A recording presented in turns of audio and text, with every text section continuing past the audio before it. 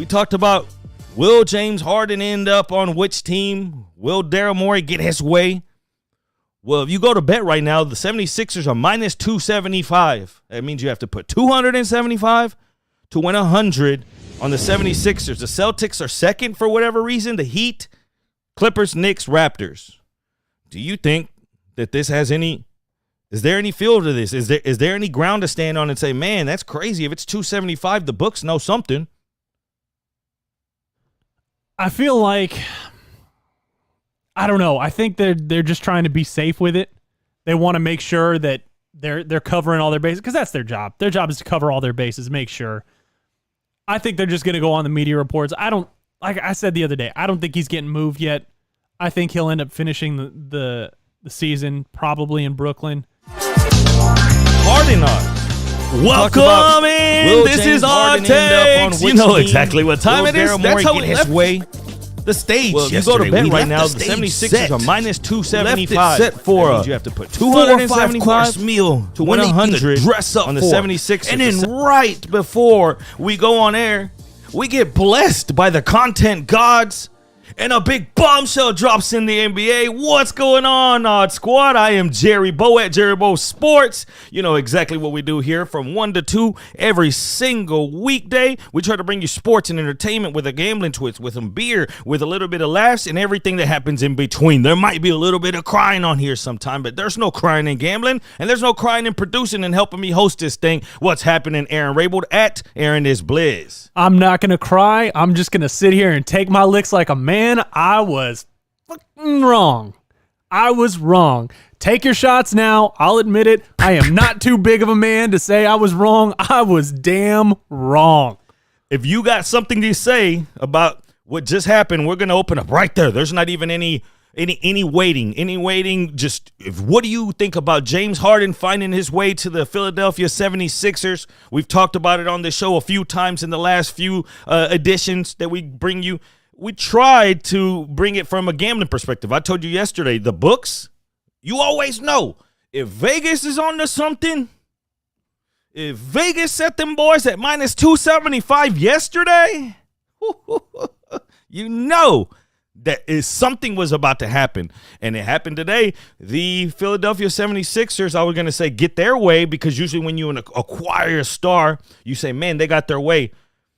James Harden ultimately got his way, leaving now two franchises in the span of, it seems like it was just yesterday, he left here.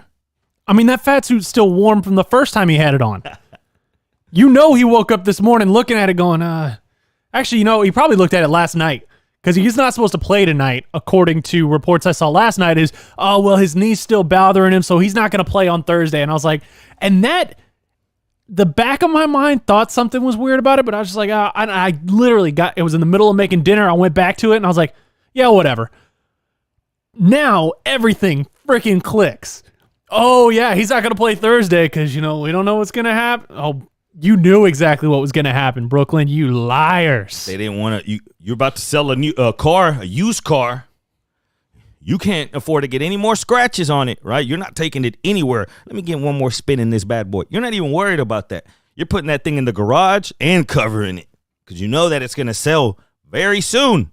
And then that's what ended up happening. Man, Daryl Morey goes again and pulls his ways. Like you said yesterday, he's the type that'll fleece you in a deal and you don't realize it till after, and he shook your hands. You even went home with some to-go food. I mean, you're going home with to-go food. You're going home. He might even give you something. He's going to take off a piece of jewelry, just give it to you. You go home thinking, man, I won. That guy, Daryl Morey, he's a good guy. Then you wake up the next day and your butt hurts because that's exactly what happens. He takes you. And I'm not sure. Now, I thought there was going to be a lot more pieces to this, but the pieces are more in draft picks. Let them know exactly how this draft went down, the trade went down, because I thought it was going to be more with right now players, figuring that the Nets are going to get more role players now.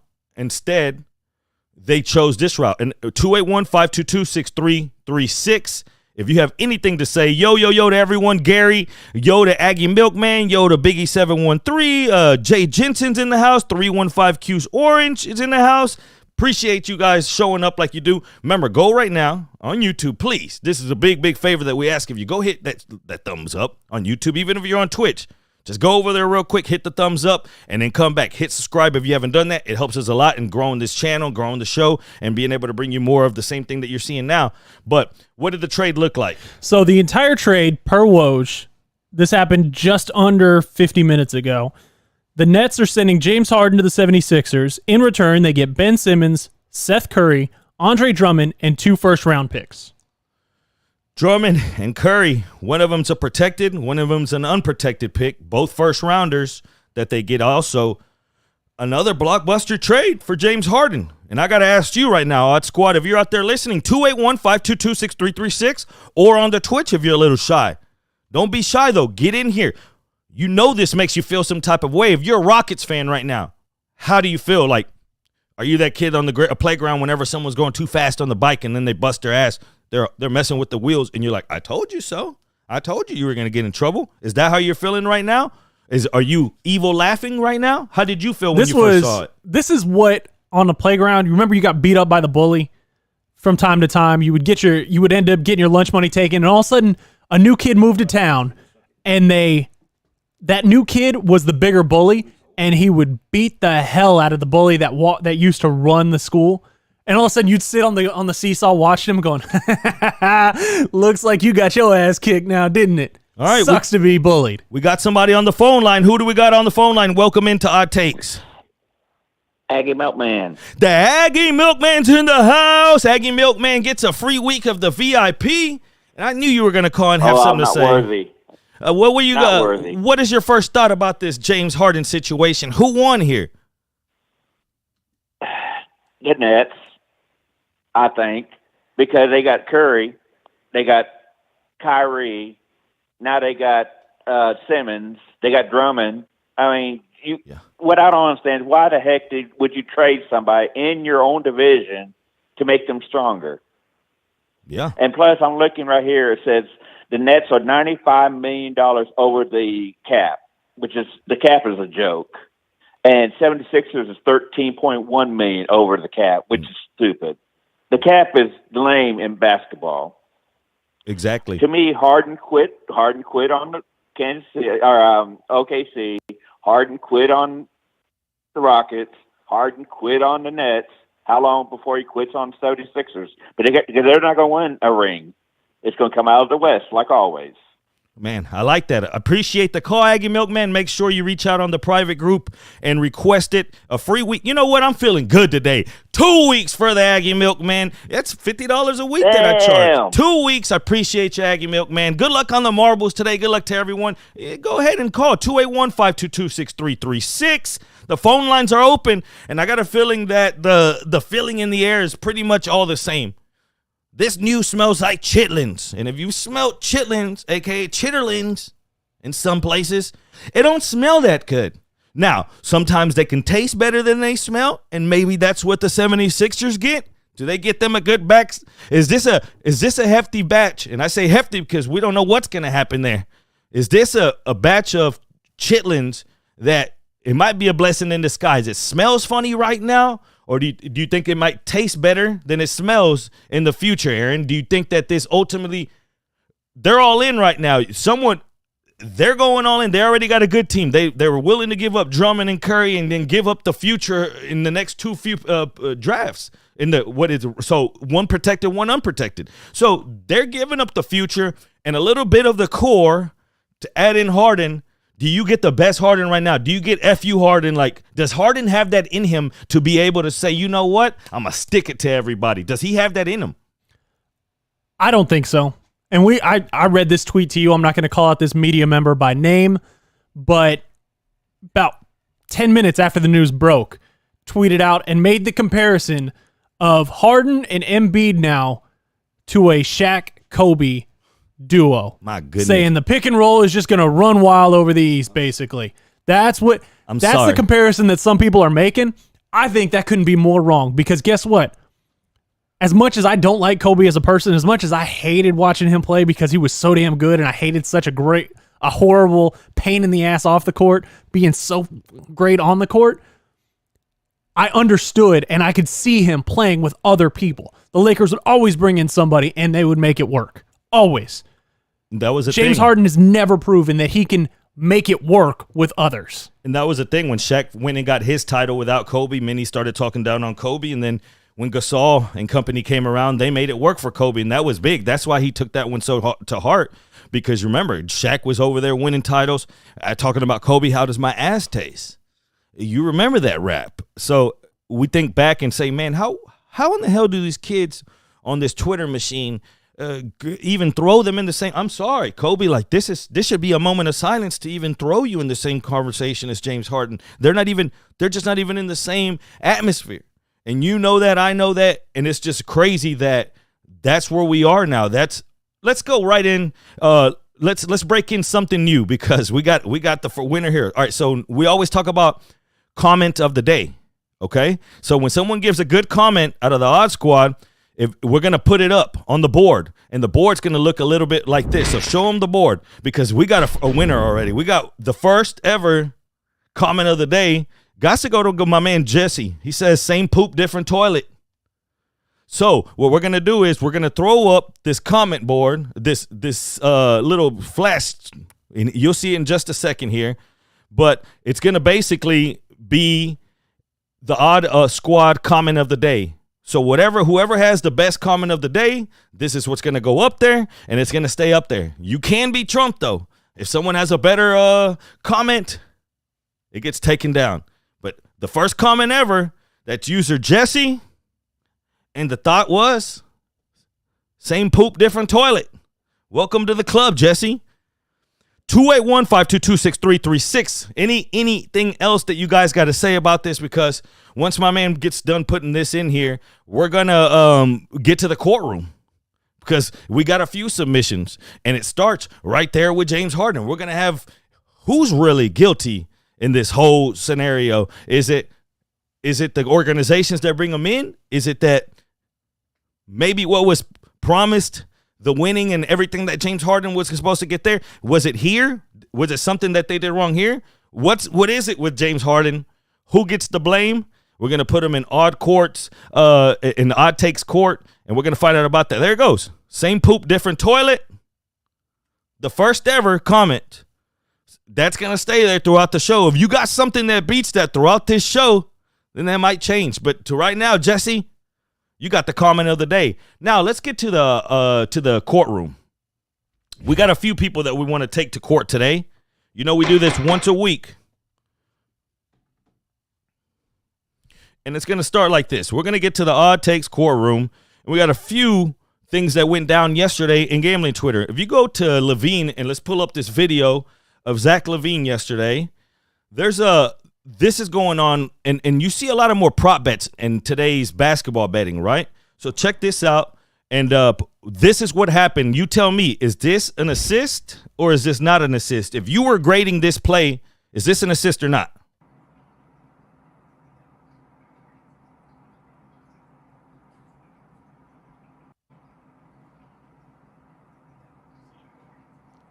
You see him go up, dish out to the corner, shot up. Now watch. Drives, goes up.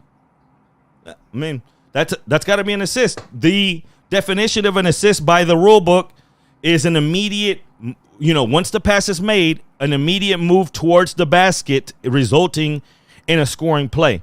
Well, his over-under was 5.5 and ended at 5. So here comes gambling Twitter, and everyone is pissed because this isn't the first time. In the last 2 weeks, we've seen Chris Paul on a rebound that got taken away. We saw, I forget who else got screwed out of a rebound not long ago. I think it was Jay Crowder. We've seen it happen, and we've seen things misgraded. So, but now you ask yourself, who's there to tell you that this can go down or not? Is that an assist? You let me know right now. If you made that bet, would you be pissed off right now if you didn't get paid? Looks like an assist. Yeah, that's an assist. That's an assist. That's by definition an immediate move towards the basket. That's an assist. So if that's not paying you out, I started wondering, man, who's in charge of governing? How is this graded? And man, I ran down a rabbit hole. Check this out just real quick. How is a prop graded? Like, how are stats graded inside those arenas every single night? And this is what I found. It's a pretty lengthy process. So it's really, it comes down debatable at one point or another, and it has to go through more hands if everyone's not in agreement. So first off, and this is where it goes. It's recorded through an in-house team that comes from the home team. Right? And it's two people, one recording stats from either side. That person passes it to a secondary and a primary and secondary inputter. So they're the ones that tell them the stats. Then there's a primary and secondary inputter person. And this is all happening when you're watching these games. Somebody tells them, inputter puts it in. There's two of them. From that inputter, the process begins to happen there, because if there's any discrepancy in it, then they have to take it to New Jersey, where there's statisticians and stat auditors that are watching as well. Then you ask yourself, well, how the hell is this going down so quick? This started in 2014 when they really had to set up this, let's call it this. The command center. Exactly. And from that command center, now it's grown to 100 gigabyte network. It's 100 gigabytes. That's how fast they got to communicate. Because they got to all come into one. If the inputter for whatever puts in wrong, he misunderstood there, then there's people in line to grade these. You heard it's a process. That's crazy to think everything you're watching right there. There's somebody that's grading it. There's somebody that's inputting it. They communicate to them. If they're not on the same page, then it goes to New Jersey, all in a split call, and then those people are looking. And then they start, and it's all, they get 12 camera angles. Everyone's got 12 camera angles, and it's all at the touch. You can just boom, boom, boom, boom. That's what's going on behind the scenes in these props. I thought it was pretty cool once I read into it. It is. I mean, it's still a human element to it. So my problem is that no human will ever be unbiased. There's always some bias, whether it's a minor thing of like a 2% thing.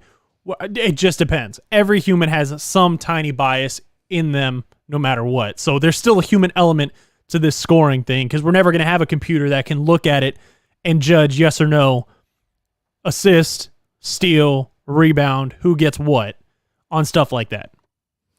Now, next up in court, what do you rule it before we move on? Do you rule it, Judge, do you rule it an assist and let the people win? Twitch, do you rule it an assist? 1 for assist, 2 for no go, I'm not paying out. Is that an assist? What do you rule it, Judge? That's an assist. That's an assist. And I don't say this because I hate the bookie, which I don't like the bookies, but that's an assist. As much as you want to say, I can understand where you might make the argument, but it's still a wrong argument. It's wrong to say, what's the quote? It's wrong to say that a tomato is a vegetable. It's very wrong to call a tomato a suspension bridge. You're just calling a tomato a vegetable. You're wrong. You're just a little bit wrong. I like it. There's order in the court. Order in the court. People are pissed off. The books are pissed off. MGM is pissed off at what he just said. But we, the people, stand together and united in this courtroom. Assist. Let's get to the next one, because it's no slide. Just harden the situation. We want to bring it up right now. And my man Ivan on YouTube says that the strippers in Philadelphia won. We even we were trying to look up the stripper per capita of the state where they ranked. Surprisingly, they didn't rank too high up there, but they have a ton of them. Oregon's so high up on that list. Isn't it crazy that Oregon, like people in Oregon are just going to strip clubs like that? I mean, what else is there to do in Oregon? This is my problem is, what kind of women are in Oregon in a strip club? They probably smell like feet. They're dirty. They got dreads that are all nasty, like the unwashed hippie hair. Virginia Slim just. No. Hey, baby, you want a lap dance? No, they're too hippie for that. They're hitting the American spirits. Oh yeah. Because they're too cool for Virginia Slims. No additives, baby. Get out of there with that. No, so I just started looking at it because there's apparently a whole website dedicated to strip clubs all across this great nation called the Ultimate Strip Club List. Send me that website, by the way, after the show. Yeah, we'll do. I lost track. I was counting, and I think I stopped counting at 25. So let's start this one more time. I'll list the names real quick. We got a tiny bit of time. I'm going to steal it anyways. So we've got Cheerleaders Philadelphia. That's 1. Set It Off Go-Go Bar. That's 2. Sable Show Bar, 3. Purple Orchid, 4. Sin City Cabaret, 5. Oasis, 6. Outer Space Club, 7. The Penn's Port Club, 8. L.A. Pearl Lounge, or La Pearl Lounge, L.A. Pearl Lounge, I don't know, 9. The Piccadilly Club, 10. Club Risque Northeast, 11. Delilah's, 12. Club Risque Philadelphia, Risque. 13. You're going to have to trouble. start keeping up with this now. Gold Club, 14. Daydreams, 15. Bucks Cabaret, 16. Show and Tell, 17. Republican, 18. Levels Gentlemen's Club, 19. Dream Boutique, 20. Teasers Gentlemen's Club, 21. Bear Elegance, 22. And Brianna's Bar and Cabaret, 23. So, okay, 23. I guess I stopped counting at 20. Every city has an oasis. You heard that oasis in there? Every city, you're going to find an oasis or an oceans. Oh, yeah. Cabaret. Cabaret. Something with the word gold in it. Does cabaret make you feel a little more fancy rather than whenever you go BYOB? Like when you go in a BYOB, you know what you're getting yourself into, right? Like when you go to a cabaret, you might even feel a little fancy. What do you guys think? Again, who won here? Was it the strippers? Was it Maury? Because if this doesn't work, what happens when Embiid gets pissed off at Harden? He's going to voice. That's Embiid's team. Whether Harden thinks he's coming in there because he's got pull with the manager, you know what that happens at a company, and the manager ends up hiring somebody he knows, but you're already been at the company, and you're like, oh, they think they're going to just slide in here and take over what I've worked for. I've been putting in here time for 6-7 years. That's Embiid. He's like, I've been here. Harden, this isn't your team, and this is going to roll a certain way. Everything's going to be all smiles if they're winning, but once they lose, it's going to all come to light. How many games do you give it before they blow up on each other on the court? Playoffs. They're going to, he's going to try to come in and be the raw guy. He's going to try to come in and be a great teammate. Eventually, that's going to run dry. So everybody on Twitch, when we first opened the show, had said within 20 games, Harden will try to get Embiid traded or try to get himself traded. I think you see a serious on-the-court, not scuffle, because I don't think they'll get that much, but I think you see some tension on the court between the two of them within 12 games. I think within 12 games, Harden cuts where he's not supposed to, or Embiid doesn't cut like Harden expects him to, and Harden does that same thing where he looks at him with his eyes wide and his hands out like, how could you? I trusted you. How could you? Can he take the criticism from Embiid now at this point? Because it's different with Durant or even Kyrie, people that have been there and done it and won, right? People that have been there, done it, and he can't say, man, I've done it. I'm better than you. He couldn't because they've done it on the biggest stage. Now he goes to Embiid, and it's like, man, I'm helping you out. Is that the way that Harden goes? Can he take criticism from Embiid if they go at it? That's the question I have here. Is this Harden's, because he's still getting blockbuster trades made for him. So is this the last time that there's going to be a big haul like this? Aggie Milkman said they're $13 million over the cap. They still got to pay players. What's going to happen here? I don't know. Everything got a lot more hell of interesting. I'll tell you that much, because Simmons on the Nets, we're all talking about that's the only aspect. What does Simmons do for the Nets? Can he be that guy? Because we know the Nets always struggle with injuries. So whenever one of them is injured or Kyrie can't play the games that he sits out because of the way he's approaching things, can Simmons be depended on to be? We know he can't be the scorer, but can he do enough when he comes in? We know he can defend. That's another aspect to this. Drummond, now you add a big man. Now you add another shooter. We know that the Nets have been talking about Joe Harris and Dylan. Now you add Curry. Now you got a shooter. I think the Nets ultimately won in this. They're 1-9. Let's think about this. The Nets are 1-9 in their last 10 games. 1-9. The other day they lost by over 30 points. There's no way you can tell me that Nets team is 30 points worse than the Celtics. That means they're checked out mentally. That means that when James Harden scores 4 points, I heard that It was a stat like over 200 and something games that he scored over double digits in. He scored 4 points. 4 points against the Kings. It was done. Steve Kerr comes out, or I'm sorry, coach comes out and says, Nets coach comes out, I'm sorry, and says, man, there's no problem here. And then today you wake up and you see Durant like the comment on Instagram. There's beef. There's beef, and this is how it ended up. I hate to be I told you so guy, but we told you so, and this is what you get with James Harden. Anywhere you've got James Harden, you've got drama. Period, the end. That's always going to happen. Just either get used to it or move him. Because that's the thing is James Harden will sell some jerseys. He'll put some butts in the seats for a little bit. You're never having a parade with James Harden as the number one. I'll even say he can't even be the second best player on his team and win a title. Yeah. And now Steve Nash, my bad, I couldn't think of his name. I got too much going on. Yeah, Steve Nash came out and defended him, and Kyrie Irving defended him as well the other day, saying, his takes on the media. He's like, yeah, the media just likes to make things up. I guarantee you his ass is sitting there like, damn, he did turn his back. He was out of here. I was just trying to poke at the media like I always do, and that's where we're getting. So what are we ruling here? Are you in favor of James Harden deserved another shot at another place, or are you in favor of, man, I'm done with this guy? I've been done with this guy. I think that, you know what? He deserves to go play in Sacramento for the rest of his career. You go put up hollow numbers and crap like that and enjoy California life, enjoy paying all those taxes, but you're not going to – we talked about this yesterday with Chris Middleton.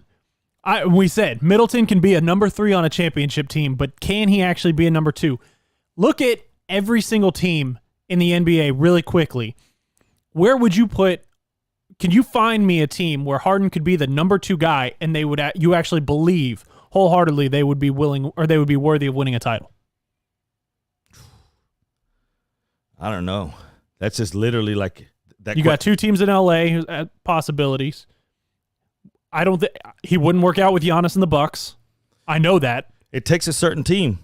And that's why you ask yourself, if it takes a certain team to pull that off, a certain roster, a certain type of coach, it's like you have to critique yourself to be what James Harden needs you to be. And if you do, it still hasn't shown. You got to show me proof. You got to show me proof that if we put you in the right spot, that this is going to translate into a title. Show me the proof. There's no proof of it. You put him in Miami, he gets too distracted. All the hoes.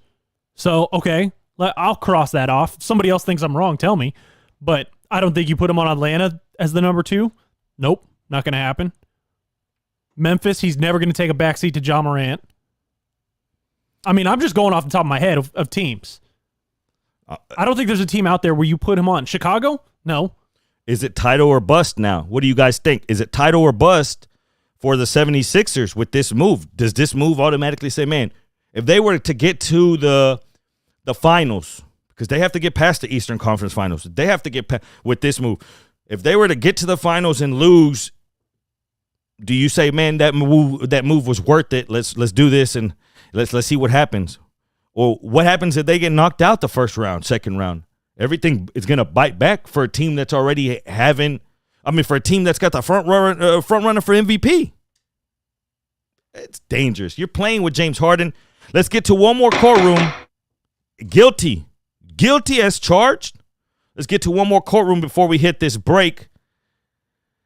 Guilty or not, there's been a painting that's been, I guess some graffiti is on this painting. The title of this article read, on the first day of the job, a security guard drew 2 pair of eyes with a ballpoint pen onto an artist, Anna Leporskaya's 3 figures. And I'm sorry if I butchered that.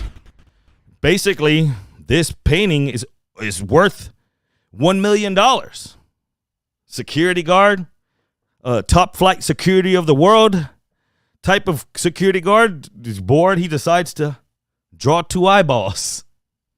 Now the company's coming back and saying that it's $3,360 to be able to fix this problem. Luckily, they were able to fix it. It had $1 million. It was insured for $1 million. I believe it was worth over $3 million. What kind of charge do you give this guy? Are you putting him in jail? Is he not working for you? Are you taking that $3,300 out of his check? I mean, he's fired immediately. Your whole job is just to make sure nobody breaks in. Has anybody done a national treasure and snuck in and tried to steal something? No? Okay. Just walk around, try not to fall asleep, and play on your phone. Listen to a podcast. Do something. Be productive with your time. Learn a new language. Sit there, play on that Babbel or whatever you got on your phone. Learn a new language. Just walk around. All you're doing is babysitting empty silence for what, 9 hours a night? 10 hours a night? And you can't... You go grab a pen and you start doodling on art on the side of the wall. This is a gallery. This is a museum. It's not like he was guarding a bar overnight, or he's guarding like Sam's Club overnight in the parking lot and decided, hey, I'm gonna spray paint on the side of it, which would be dumb enough as it is. You knew you were doing something devious. Like, yes, you do. There's a thing. I'm willing to bet. I've never seen this thing up close, but I'm willing to bet it's in a freaking frame. yeah, millions. You don't of just dollars. write on something like that. How dumb are you? This was the kid that I'm pretty sure this was bubblegum under the table guy. Oh, screw that kid too. You see what I'm saying? Yeah. How do you feel about bubblegum under table guy? Like, there's nothing else out there that'll piss you off more than things like stepping on a piece of bubblegum, right? Because then you know that somebody had to have taken that out with no good intentions, not one, gum to the ground. Here you come, gum. And then the worst is when you get in your car and it gets on your mats, because that gum don't come off easy. What are we ruling here? Fired, and are you pressing charges? Are you getting your $3,300 back? If I'm the artist or I'm the museum that owns the painting, I'm pressing charges. Screw that. Especially if that artist is still alive, I'd be pressing every charge in the world. That, like, I don't care if it's a good painting or a bad painting, or if it looks like he just threw paint at a freaking canvas. He worked on that. That is his profession or her profession. Charge this dude. Screw that guy. You heard it here first. Let's give him community service, a little bit of community service, maybe probation, and we never put him in charge in a place of authority. If he even had any, he's lost that privilege. Let's take away his badge. Now, what are we going to take away from you guys? Because we're going to get into these marbles. If you're new to the show, this is where you can win 1 week free in my group. I've been paying off. Whoever gets first place on the marbles game that Aaron's about to throw up on the screen, you're going to push exclamation point, play. No spaces. Exclamation point, play. No spaces. You get in on the game as soon as he puts it up there. Whoever wins first in this marble contest, we're done with the cards. There was no suspense. You guys are. There was no suspense. Who was it? Pellyrat that smoked everybody? Pellyrat smoked everyone. We're not going to do race that. yesterday. We're done with the racing for now. Done with the racing. We're going straight up. Marble Wars. First place gets a $50 reward. Basically, it's basically a week in the club. And you know what happens in the club? We turn up and we make money. And we eat. And we eat. And you're going to keep eating when we get back. This is Odd Takes.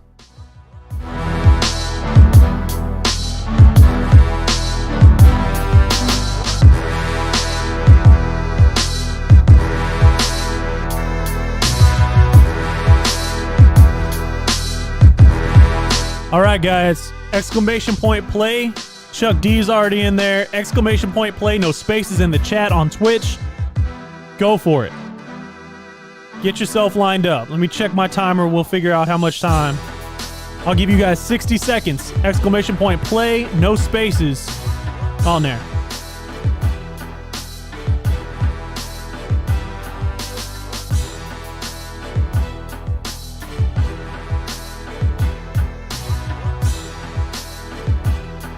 There's 26 of y'all here. The rest of y'all better sign up.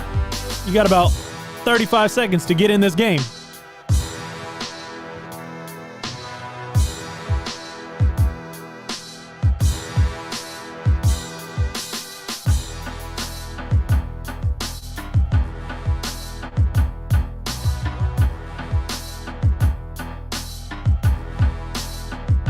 You want to play? Exclamation point play in the chat on Twitch. You got about 15 seconds before we hit go.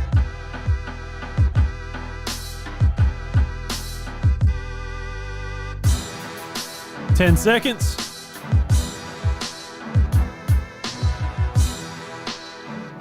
All right, here we go.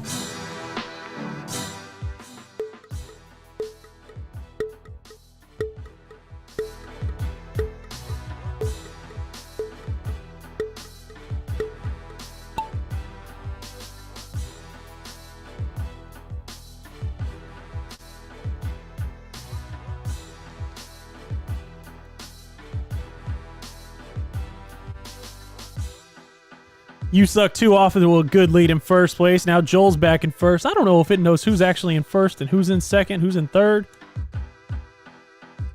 Biggie, everybody just circling the drain right now. We'll figure out who's in first once we get through this little pipe. That's what she said.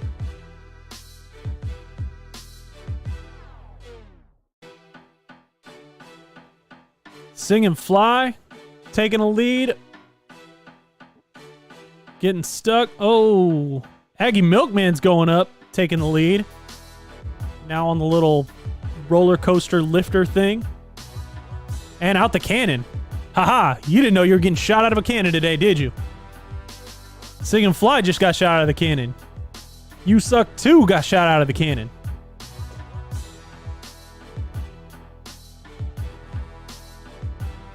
Aggie Milkman back in first.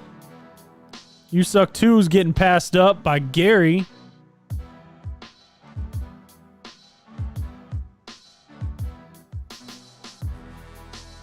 Aggie Milkman's back in first. Still in first, I guess. This little ranker gets out of the way. Looks like Tiz Ants fell off of the board. I guess that's what that means.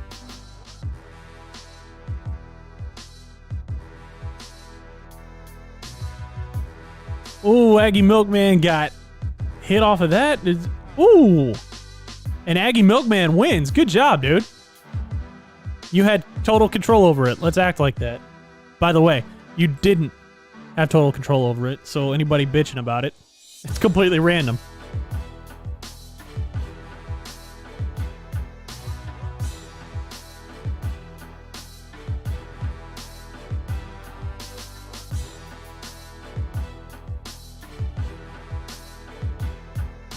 Oh, our guy Joel sitting there taking forever. At least he finished the race.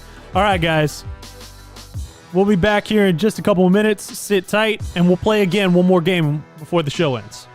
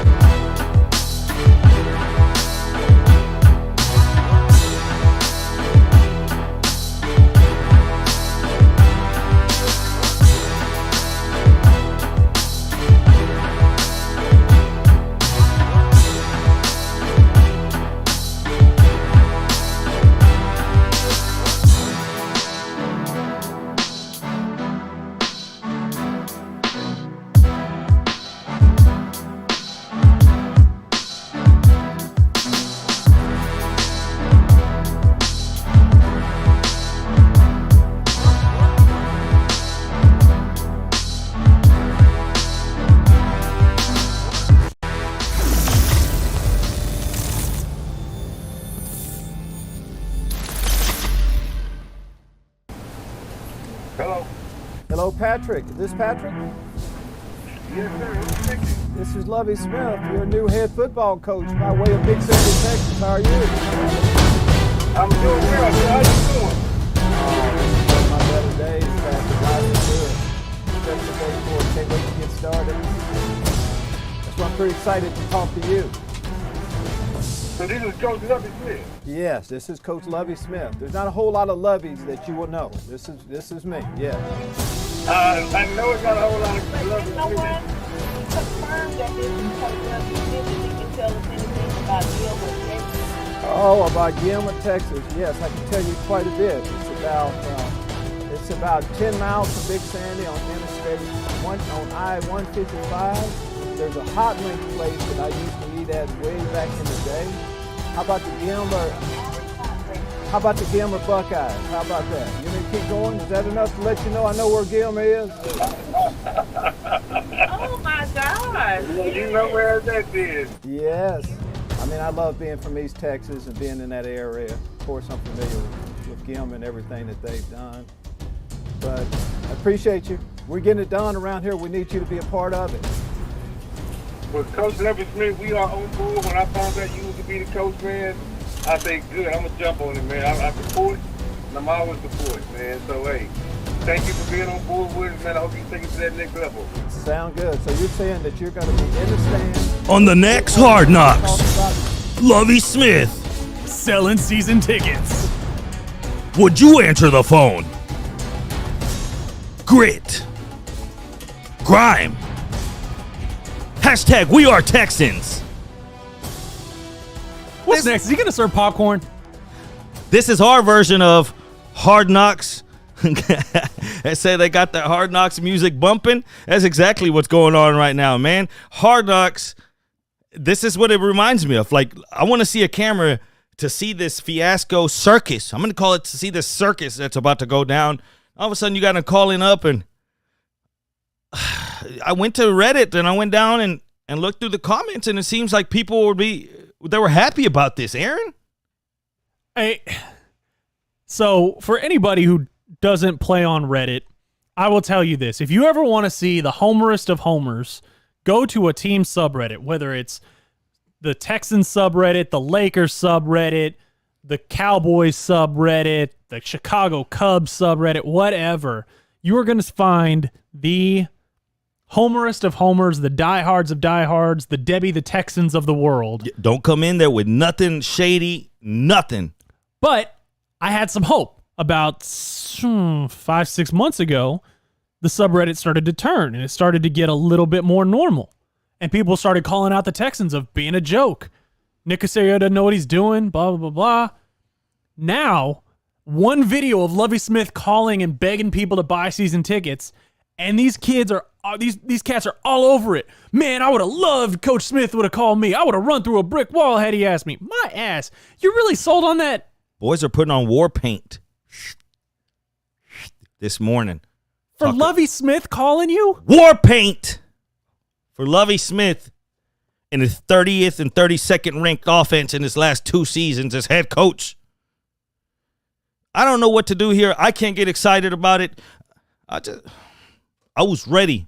I was ready to move forward and for brighter days. And I feel like this is just going to be another stepping stone as to the direction this ultimately leads. But I thought it was quite funny that they're going to have him on there making calls. Like, he's got other things to do, like be coordinator, defensive coordinator, and head coach. How about that? Like as if Lovie Smith doesn't have enough on his plate.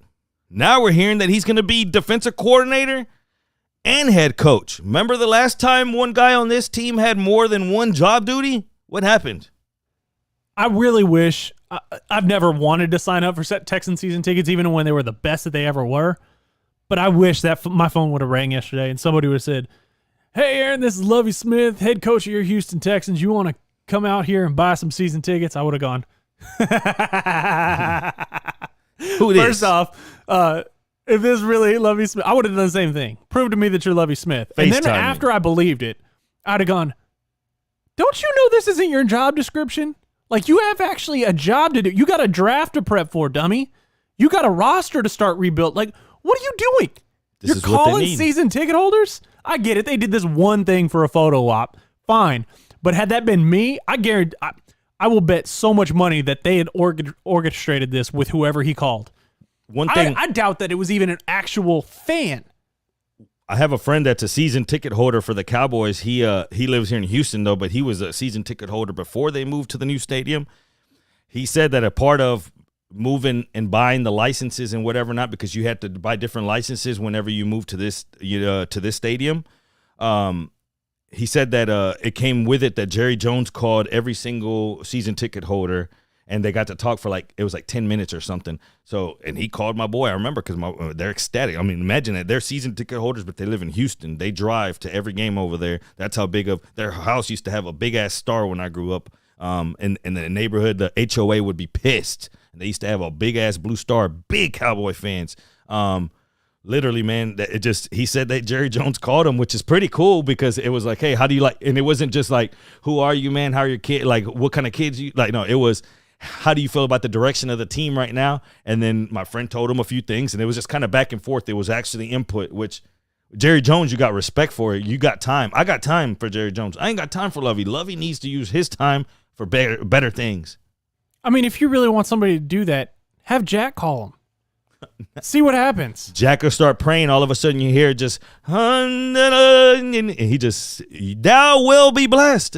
Do you have any sins? It turns into confessions. You're at work giving confessions. Like, can I give a confession right now? I might have stole a candy bar, and then he's like, what? They're going to pay Deshaun Watson, what, $30-something million? Have him sell tickets. Make him do that. You hear Deshaun Watson calling on the confession. I thought you were going to say. No, have him call and sell tickets. Let Lovie Smith go back and actually do a job. Watson on the confession line, though, like if Watson ever goes in for confession and he wants to remain anonymous, the thing's right there, and you're like, what have you done, son? How much time you got? I have played with massage therapists, came on to him the way I shouldn't. I like things around the anus. Deshaun, is that you? Right then and there, he opens it up. Deshaun, is that you? You sinner, you. I cannot forgive you until you leave town. That's where I should be right now. Joel Osteen forgiving Watson begging for forgiveness to Osteen. And that's where we are right now. Let's get to some real things. 281-522-6336. If you want to get in on anything, because like Aaron told me before we came back on the second part, we only got a show and a half until the Super Bowl. We got to talk something Super Bowl. We got to get to some kind of money, something, right? Something. Where there's smoke, there's fire, and there's a lot of smoke in the air right now because we're trying to find out, like last year, can we get a intel on the national anthem? Can we see who's going to come out first?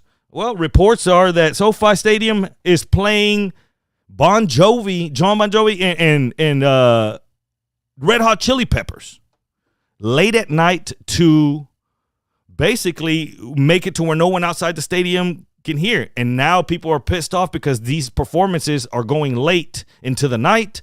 And then people are saying they're hearing, Red Hot Chili Peppers. Their kids are trying to go to sleep. And that's where we are. That's where we are in today's society, man, that we have to hide these kind of things because as soon as that info gets leaked out, it spreads like fire. So I get it. Having done live sound, still doing live sound, you want to make sure you want to make sure your stuff comes correct. Cool. At the same time, for the performers that are rehearsing this stuff, we know. So I've seen it. I've known bands that have done it before. I've met bands that have done it at least. I don't not friends with them. But the fact that there are bands their record label will build them an entire stage setup in a warehouse for them to practice before going on tour. And they do that. They do a full warehouse. They have the sound orchestrated the same way. And then overnight, their sound guys will rework speaker systems for each different venue. So like say they're playing the Woodlands, they'll have it set up. Then the band gets done, they go home for the night. The sound guys will re-rig it to go play at American Airlines Center or something like that. They'll do this so that everybody gets the experience of this is what it's going to sound like. When you're on stage, this is what it's going to sound like. Cool. How are they not renting a gigantic warehouse or stadium or something that has a roof on it where you can lock out the noise if you're that worried about it? It's insane. You're right. They're going to have to change this going forward because I don't think they even thought this over. We've seen a lot of people drop the ball with the Commanders. We've seen the setup for the halftime show. Someone dropped the ball. We're seeing a lot of people drop the ball in these productions, and this is just another feather in the hat. And I get it. You want to, just like, you want to have everything the right way. You want to make sure everything is in the same element it's going to be for the halftime show. But let's remember, it's a halftime show. If something goes wrong, yeah, Pepsi's sinking a lot of money into it. Sorry, Pepsi. Something might go wrong, but at the same time, it's a halftime show. I'm not that worried about it. I don't even know if I'll watch it. I don't care enough. I've never cared enough about the halftime show, ever. You could put one of my favorite bands in the world out there. I still probably wouldn't watch it. Because you know what I do at halftime? Just like halftime of every single game. College, pro, USFL, XFL. I take a leak. I reload my beer cooler. I grab another thing of queso and grab some extra brisket and some chips. And then I sit back down. And I sit there and I start looking over my live bets. Hey, this is what I did in the first half. What do I think is going to happen in the second half? Because that's how you end up making some money on these things, is you start gauging the feel of, this is how the first half felt. Where do I think I have an advantage? I don't give a damn about the halftime show. And I get it. The halftime show is there for the more feminine crowd. It's to keep women entertained, just like the commercials are. Fine, dandy, but you're not holding government secrets in SoFi Stadium while they're rehearsing. You're not. Katy Perry coming in riding on some shit. You're like, On that damn. freaking lion or whatever it What the was. hell's going on? I remember I was at a party. Lady Gaga's fake bungee jump into NRG Stadium. I was at a party for this when that happened, and I'll never forget. I walk in just being just flagrant. I come in. I'm like, man, who the hell gives a damn about this? I'm talking in front of it, and this guy had dated this girl. I guess they were dating over the computer or whatever. She was from overseas somewhere where she's here, and she's like taping it like live on her Instagram. She's like, oh, my favorite Katy Perry. And I'm over here like, I don't even see her the whole time. I'm just talking loud. I'm like, man, out of all the damn things that they could have put up, they put up this crap. I'm like, y'all know damn well. And then I turn around and she's like this. She's just like, and her boyfriend comes over later and he's like, man, she was on live with all her friends. I said, man, she's showing them, look, in America, they're doing the football thing. Damn it. Putting my foot in my mouth. And that was that same Super Bowl where the comeback. And I had the Patriots. That was that Super Bowl where the interception, the Seattle Seahawks. That was that Super Bowl, because at that maybe I got a little bit too flagrant that day. And that same house, my boy might be listening. It was his house. It was a bunch of Seattle money, and I was pissed off because I had the Patriots. And then at the end, they're all pretty much celebrating. They were all talking about what they were going to do with their money. And then the Patriots pull that off. You know, when the interception comes in, I came in like Conor McGregor, just like, what? I said, I'm just walking around queso. Just looking back on it, it was a complete asshole move. I'm sorry if you were there and you're listening. I kind of regret it. I've done it. I've done that. You've been on the squares where you're sitting there and you're looking and you go, I just need 90 seconds. They're driving in the third. They're headed to the fourth quarter. I need 90 seconds for this to hold out. They're driving. They could kick this field goal, and the guy sitting right behind me can win that $100. And all of a sudden, interception. And the team intercepting it decides, hey, we're just going to run it. We want to get to fourth quarter. We just got to get to 4. That's all we got to do. And the second that interception happens, you jump up, yeah! And the guy behind you is like, I hate you. Don't play the game, son. Don't play the game. Shout out to everyone, man. Dr. Dre's in the house. I appreciate you. Skinny Money in the house. I appreciate you checking in. Let's get to something maybe a little more serious. Pat McAfee, if you know, if anyone knows about the kicking game, him, right? He knows. He was a damn good kicker. He came out, and if you look back on trends, if we do gambling trends, it's 90% winner. You ask yourself, what the hell is that? And 18 out of the last 20, for all you mathematicians, opening kickoff, not a touchback. So basically that the opening kickoff will have a return. Pat McAfee gives you his thoughts on it, and he says why he thinks that 90% happens like that. And he says it's because a few factors. One, that those balls from the Super Bowl, the very first ball, it goes it's shrined into the Hall of Fame, right? So that ball is not like a regular game day ball on week 13, where that ball's been handled and broken into. It's been punted a few times. It's been roughed up. That ball's a little bit flatter. You can get your foot, you know what you do with a flatter ball, you can hit that thing, right? That's his theory. He says also them balls are real. He says they're rock hard, and you're the opening kickoff for a Super Bowl. You're the one that opens it.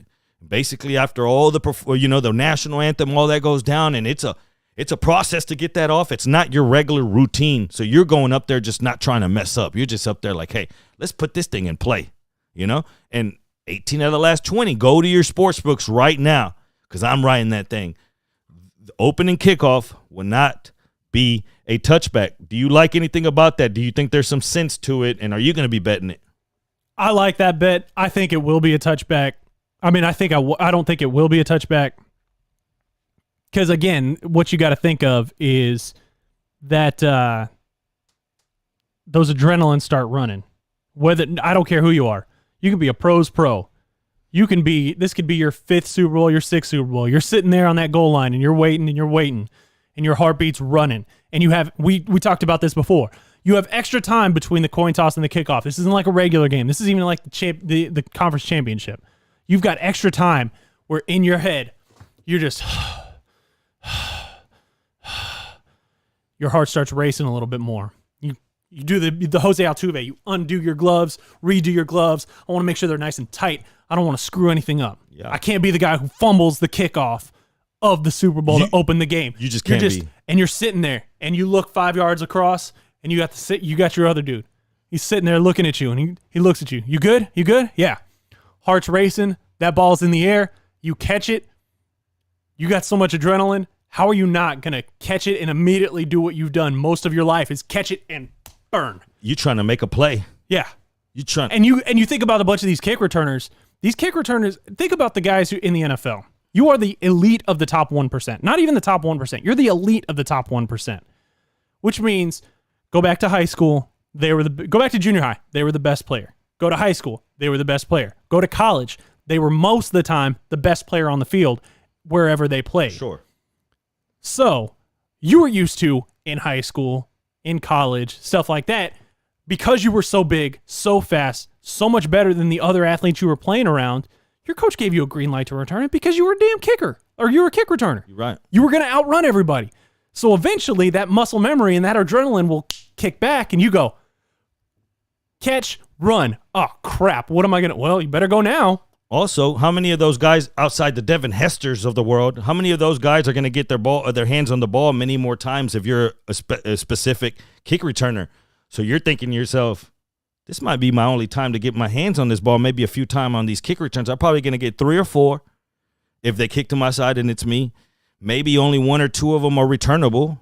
Maybe this might be the only returnable one. You're trying to house that thing, right? You're out there listening right now. You're trying to just say play it safe, and man, I'm not going to be that guy. You had one job. Well, my job, I'm going to try to house that damn thing, and I'm trying to put myself in the history books. Oh, yeah. You want to be that guy. You want to be the guy. You want to literally run over to the sideline after scoring a touchdown on the opening kickoff and look at your team and go, see, I told you it was our time. We got this. Let's go out there and let's get it. When trying to guess about the Super Bowl MVP, are we going to play vanilla? Because, all right, there's a few things. It's not going to come. Let's X off a few things. We know it's not going to come off the losing team. It only happened once ever. Now it's supposedly the voters are encouraged to, better be off the winning team. So that's one thing. How does it come down? Supposedly it comes down to 13 media votes, and then the other 20% is into media or fan votes. So then they say 11 will get it for you. That's where it sits.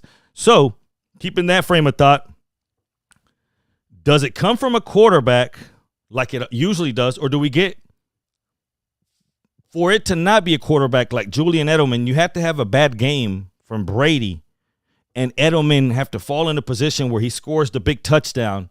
It has to fall in place. Does this game pan out like a game that's going to be low scoring, that it's going to be like, man, Stafford didn't have that much, it's going to be someone outside of Stafford? Or is it Stafford at plus 225, a better bet to take this thought? Say you're out there and you think the Rams are going to win. You're like, man, I don't know if they're going to cover the 4, though. But if the Rams win, it's going to be Stafford. Do you take plus 225 and you get more money? See what I'm saying? So if you were going to bet, let's say you had $100. You're like, man, I'm just going to bet. And I wouldn't do this. I'm just saying, say you were going to bet the Rams at minus 200. So your $100 only going to pay you 50. And how many instances do the Rams win it and Stafford doesn't win it? So then I would get that 100 if you were going to do something crazy like, man, I'm going to do 100 just to win 50. I would get that 100, and I would put probably about 60 or 70 on Stafford MVP, because there's many opportunities that if the Rams win, it's probably, and then if the Rams don't, if the Rams win and it's not Stafford, then I would spread that out. I would put a little bit on Kupp, and then I would throw maybe that last $10 on like one of those long shots in case it is a defensive game. But I think if you spread it out like that, like how I painted you a picture, and that's something that people pay me for, what I just told you, that's literally what I'm going to be painting for my group. You have to give yourself game scripts in the way it happens. Instead of throwing $100, and then if it wins, wow, you win 50, so now you got 150. You profited 50. There's much more ways to win money if you want to bet the Rams and saying, man, 66. So just numbers. I got some numbers noted down. This is the probability of Stafford for you mathematicians out there. So Stafford, they're 4.5-point favorites, and he's the MVP favorite too. The Rams are minus 190. That's implying that it's a 65.5% chance that the Rams win. Okay, with a 4.5-point spread, that's 65.5% that they win. The plus 125 you get, it implies that the MVP will go to Stafford 44% of the time if the Rams win. Implied odds, you're getting value. That's just some numbers. When you start breaking it down, like what does those number means? It means that you got a little window. You're giving hold up. You're giving the advantage to the casinos. On this one, you're getting advantage. And I think if you're going to bet the Rams, this is the way you go. Them numbers make me sweat, dog. It's crazy. So I like betting MVP usually. I'll pick 3 or 4, and I'll sprinkle a little bit on each of them. But I go back to the easiest MVP I ever called, the biggest bet I've ever won in my life, aside from like squares, was Broncos Seahawks. Or no, sorry. Broncos Panthers, knowing Von Miller was going to be MVP, because the way I looked at it, and a lot of people did this analytically, I looked at it and said, Peyton Manning's throwing out wounded ducks in the AFC title game. There's no way he's going to go out there and light the world on fire with his arm. If the Broncos are going to win, it's going to be a defensive effort. I had 2 guys on the Broncos defense as MVP. I had Aqib Talib at, what was he, plus like 4,500, and I had Von Miller at plus 3,500.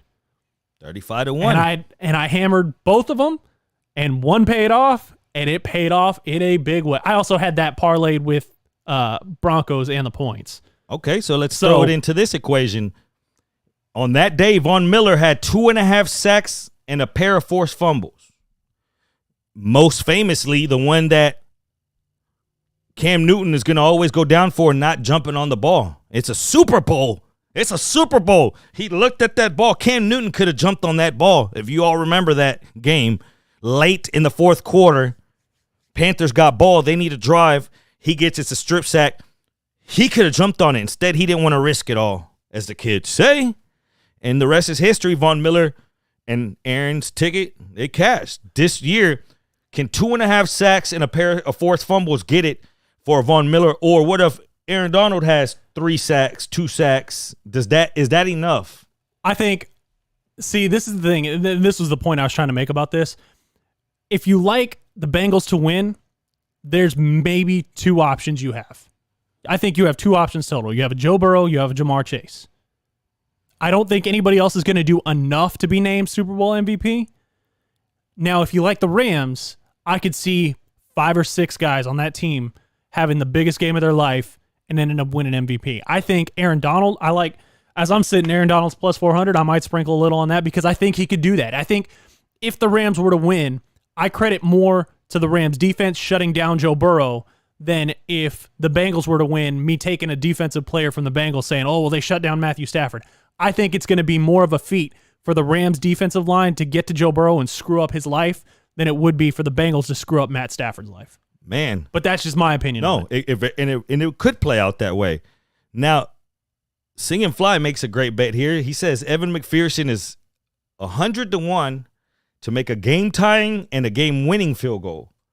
You figure at some time throughout that game, there could be a tie, right? It's, 10-7 Rams. Bengals kick a field goal, 10-10. Game time field goal, check. Say the game goes down to the end and McPherson hits the game winner. Man, if I don't make that bet, I'm going to hate myself. I appreciate that. Yeah, I'm going to have to find a way to key appreciate that in. that I don't know sing if and I fly. have that on mine. I appreciate that now because now I got to go make that bet. You just cost me 100 because 100 to win 10 stacks? That's where the hell are you getting that at 100 to 1? I need that. We need that. The We odds call squad him Money need that. Mac for a reason. Like, think about that bet that this man just put up there. If that's 100 to 1, I'm in. 281-522-6336. If you have any kind of prop bets that you want to get off your chest, I said this is the place to do it. This is what we do here. We We're try out to of break time. it We're going to down. have to get him tomorrow. Ooh. We got to get out of here. We'll do an entire Super Bowl special tomorrow. Nothing but Super Bowl tomorrow. Now, this is one thing, though. Tomorrow there will be no injury time. Aaron has to get out of here as soon as we go off air. So we're going to start it right on time. We're going to jump in. There's not going to be no games. I'm coming in here with war paint. Like if I'm playing for Lovie Smith. I'm coming in here, and we're going to jump into props. Have some questions lined up. Get yourself on the phone lines. Get ready for these giveaways. We're going to fill up the rest of the Super Bowl squares. We're going to put out a prop sheet and a little bit of everything. I'm gonna give you a same game parlay for the Super Bowl as well. But I got to get out of here, and I got to leave you in the hands of these marbles. You know we're not going to leave you without a little bit more competitive, right? Competition.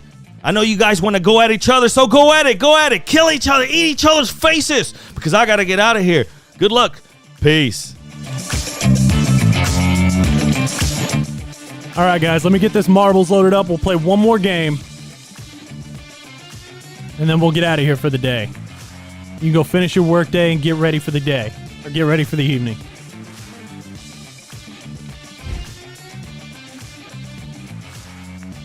All right, give it a second to load.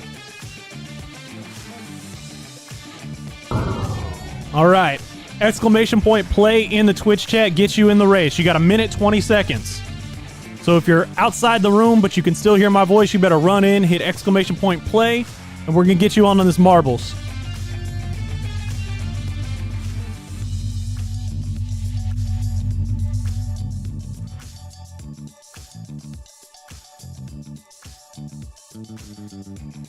Exclamation point play, no spaces in the Twitch chat. We'll get you in. We'll play this in just under a minute, 50 seconds until I hit play.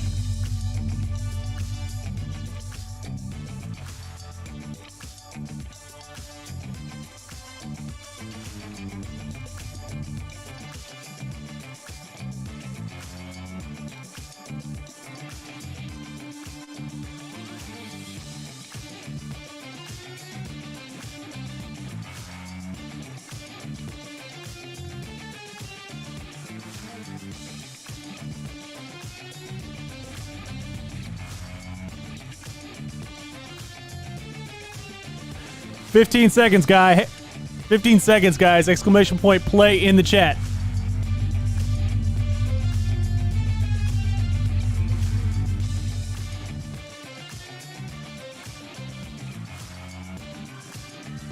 Here we go.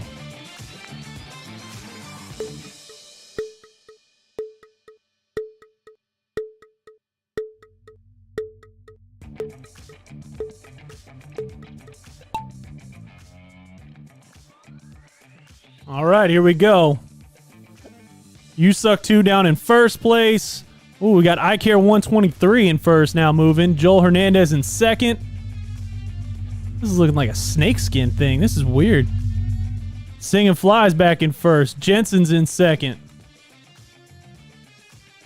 Jensen now takes the lead in first. Man, they're just bouncing around here. There we go. That's a little bit easier to see. Singing Flies in first. Oh, getting passed by Jensen just all the way around it. Taking a commanding lead by Jensen there. Joel Hernandez getting through there. Singing Fly. Ooh, hits the speed bump. Ooh, Jensen's off and running now.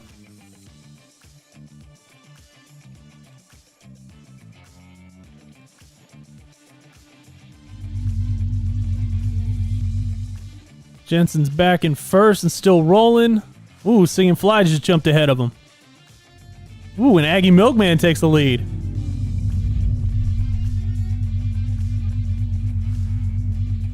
Aggie Milkman's got this commanding now, and oh, Joel Hernandez is catching up though. Just wait for it. Oh.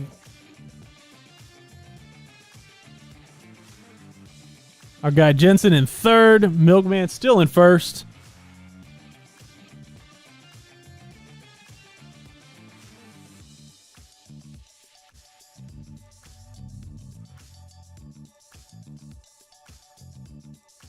I don't know how it's determining You Suck 2 is in first place.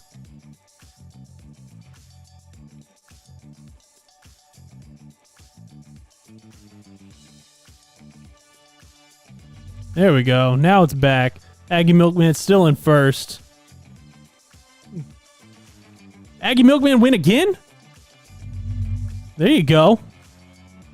Joel Hernandez. Joel just fall off, died. Damn. Bunch of y'all just falling off and dying.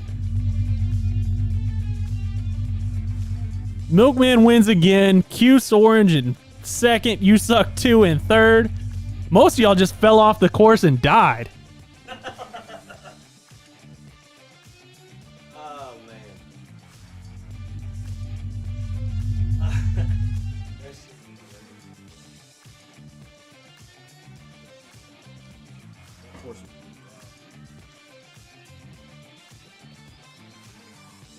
All right. Congrats, Aggie Milkman. You guys have a great rest of your day. We're going to do a full Super Bowl show, 1 hour straight through tomorrow. Tell your friends, be here. We'll see you then.